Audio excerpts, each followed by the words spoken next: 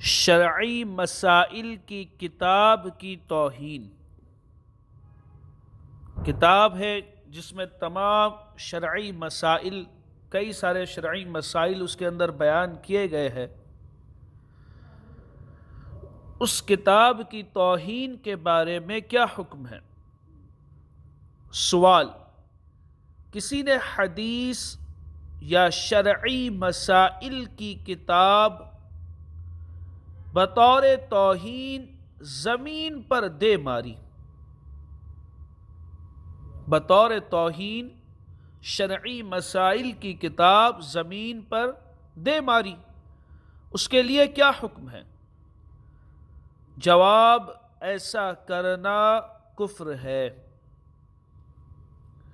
اگر کسی نے حدیث یا شرعی مسائل یا سیرت رسول صلی اللہ تعالی علیہ وسلم کی کتاب کو توہین اور حقارت کی نیت سے پھینکا یا پھاڑ دیا، توہین کی نیت سے پھاڑ دیا، تو اس پر حکم کفر ہے۔ فقہائے کرام رحمہم اللہ السلام فرماتے ہیں فقہ کی کتاب کی توہین کفر ہے، فقہ کی کتاب کی توہین کفر ہے۔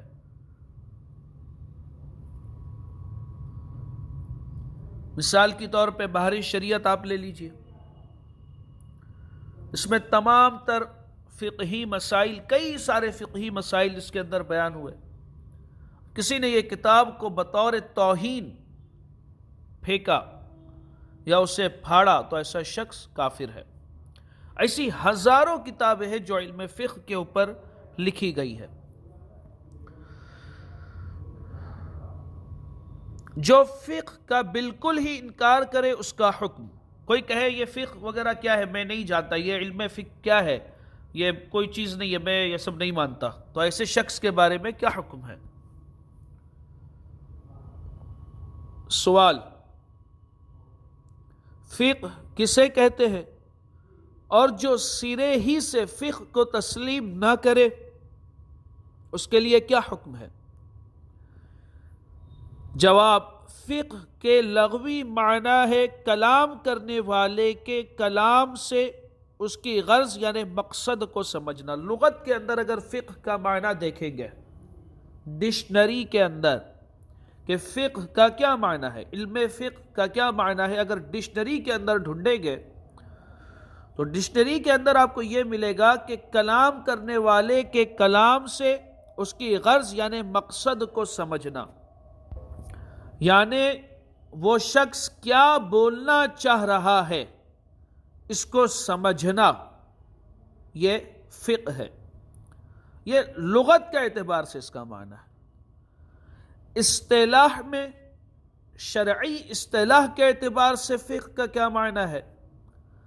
تو العلم باحکام الشریعہ، یعنی شریعت کے فروعی احکام کے علم کو فقہ کہتے ہیں۔ شریعت کے جو احکام ہے اس کو علم فقہ کہتے ہیں۔ یہ اصطلاح کے اعتبار سے اس کا معنی ہے۔ فقہ کے انکار کرنے والے کے متعلق فتوی رضویہ جلد 14 صفحہ 622 پر میرے آقا اعلی حضرت امام اہل سنت مولانا شاہ امام احمد رضا خان علیہ رحمت الرحمن فرماتے ہیں جو مسلمان کہلا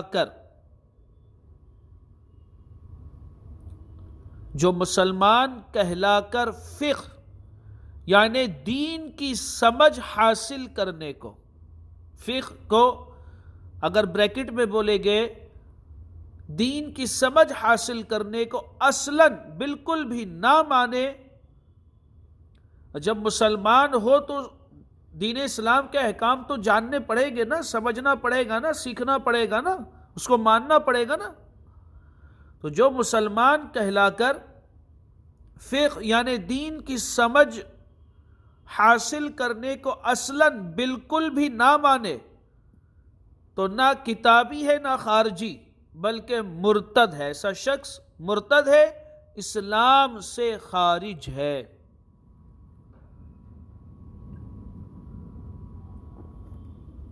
اور اگر کوئی تعویل کرتا ہے، وہ اگر اس کے اندر تعویلیں کرتا ہے، فقہ کو تو مانتا ہے مگر ایسا ہے، فلانا ہے، ڈھمکانا ہے، تعویلیں کرتا ہے، تو کم از کم بددین اور گمراہ ضرور ہے وہ۔ فقہ یعنی دین کی سمجھ کا ذکر قرآن پاک میں موجود ہے۔ فقہ یعنی دین کی سمجھ، دین کے بارے میں معلومات، اس کا ذکر قرآن پاک میں موجود ہے۔ قال اللہ تعالی یعنی اللہ عز و جل ارشاد فرماتا ہے، فَلَوْلَا نَفَرَ مِن كُلِّ فِرْقَةٍ مِّنْهُمْ طَائِفَةٌ لِيَتَفَقَّهُوا فِي الدِّينِ۔ ترجمہ کنز الایمان، تو کیوں نہ ہو یا کیوں نہ ہوا، تو کیوں نہ ہوا، تو کیوں نہ ہوا کہ ان کے ہر گروہ میں سے ایک جماعت نکلے کہ دین کی سمجھ حاصل کرے۔ ہمیں کلام پاک میں حکم دیا گیا ہے کہ ہر گروہ میں سے ایک جماعت نکلے کہ دین کی سمجھ حاصل کرے۔ علم فقہ کے اندر کیا ہے؟ یہی تو چیز ہے۔ فقہ یعنی دین کی سمجھ کا تذکرہ حدیث پاک میں بھی ہے، چنانچہ حضور صلی اللہ تعالی علیہ وسلم کا ارشاد گرامی ہے، اللہ عز و جل جس سے بھلائی کا ارادہ فرماتا ہے، اللہ عز و جل جس سے بھلائی کا ارادہ فرماتا ہے اسے دین کی سمجھ عطا فرماتا ہے۔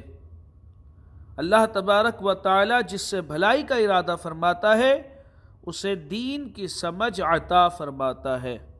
واللہ تعالی اعلم۔ تو علم فقہ کا جو شخص اصلاً انکار کرے، بالکل بھی نہ مانے، تو ایسا شخص کافر ہے۔ اور دین کی سمجھ کے بارے میں کلام پاک کے اندر بھی آیت ہے، احادیث بھی ہم نے پڑھے۔ اب ہم حدیث کا انکار کرنا کیسا، یہاں سے احادیث کے تعلق سے سوال و جواب شروع ہو رہا ہے۔ سوال، کیا حدیث کا انکار کفر ہے؟ جواب، میرے آقا اعلی حضرت امام اہل سنت مولانا شاہ امام احمد رضا خان علیہ رحمت الرحمن فرماتے ہیں، حدیث متواتر کے انکار پر تکفیر کی جاتی ہے۔ احادیث کی قسمیں ہیں جو محدثین نے بیان کی ہے، ٹھیک ہے؟ تو جو حدیث متواتر ہے، یہ قسم کی جو حدیث ہے، جو حدیث متواتر ہے، حدیث متواتر کے انکار پر تکفیر کی جاتی ہے، یعنی حکم کفر لگایا جاتا ہے، ایسا شخص کافر ہے۔ خواہ متواتر باللفظ ہو، یعنی وہ حدیث جو ہے متواتر باللفظ ہو، لفظ کا اعتبار سے متواتر ہو، یا متواتر المعنی، یعنی لفظ کچھ ہلکے سے چینج ہو مگر معنی دونوں کا سیم ہو۔ تو خواہ وہ حدیث متواتر باللفظ ہو یا متواتر المعنی ہو۔